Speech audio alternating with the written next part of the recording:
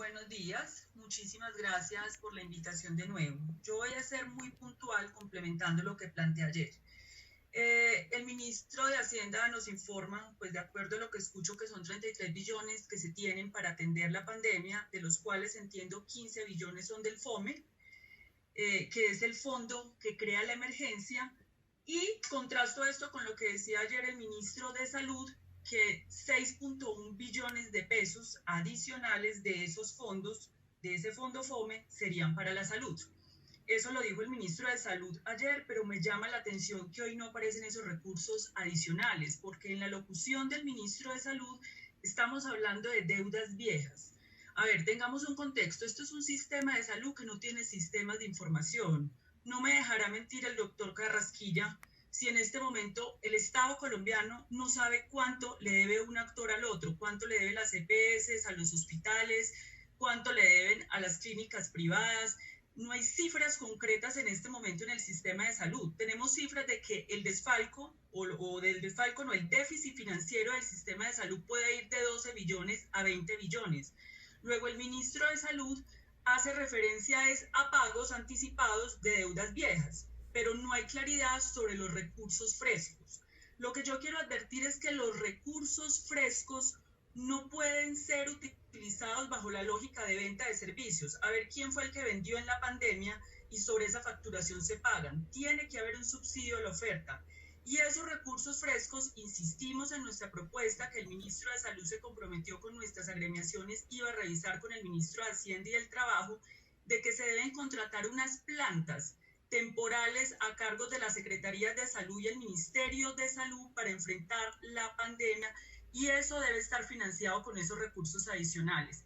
Lo segundo, el decreto 417 que genera la emergencia social, económica y ecológica claramente dice: los mecanismos regulares de la ley 100, de la 1122, de la 1438 y el estatuto financiero que regula el sector salud en el manejo financiero específicamente, no es suficiente para atender la pandemia. O sea, en esto no podemos ser ideológicos. El propio gobierno reconoce la ley 100. Con esos mecanismos no se puede atender la pandemia. Necesitamos mecanismos excepcionales. Sin embargo, no hemos visto dentro del sistema de salud los mecanismos excepcionales. ¿Cuáles son esos mecanismos excepcionales? En este momento hay una parálisis del 50% de las actividades de los hospitales y las clínicas. Por tanto, esos recursos se están quedando en las EPS. Las EPS no les pagan porque hay parálisis por el confinamiento.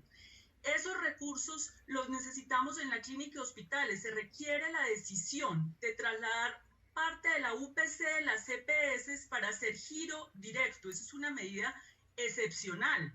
Que se tome el 50% de la UPC ya y se giren.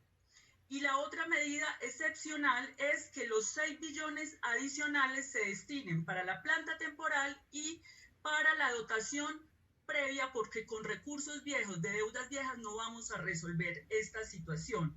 Ya para ir cerrando, sobre el tema de bioseguridad, senador Velasco, hay una realidad. O sea, nosotros hemos insistido en la compra centralizada de estos insumos porque no nos queremos ver en este debate otra vez de muertes de médicos y de profesionales de la salud y trabajadores la próxima semana, porque hay una especulación de los precios. Luego, si tú descentralizas eso a los entes territoriales cuyas finanzas quedaron menguadas por la centralización de los recursos que hizo el Fondo FOME en el decreto 444, pues evidentemente te vas a exponer, entre más fragmente los recursos, que pues el Ministerio de Salud compra por un lado, Fasecolda por otro, más costosos van a salir los insumos, porque no vas a poder hacer una economía de escala, y más o menos en 20 días vamos a tener otro escándalo y vamos a tener otro debate en este país porque estamos desprotegidos.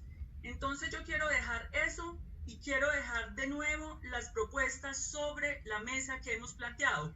Saludamos lo de la prima que dice el ministro, pero la prima va a favorecer apenas a un porcentaje muy bajo de trabajadores que son de planta. La mayoría están por OPS, pero requerimos que se pase de los anuncios a los actos administrativos y los hechos. Eso es lo que requerimos. Entonces yo dejo ahí y agradezco nuevamente a la comisión y a los honorables senadores por la invitación.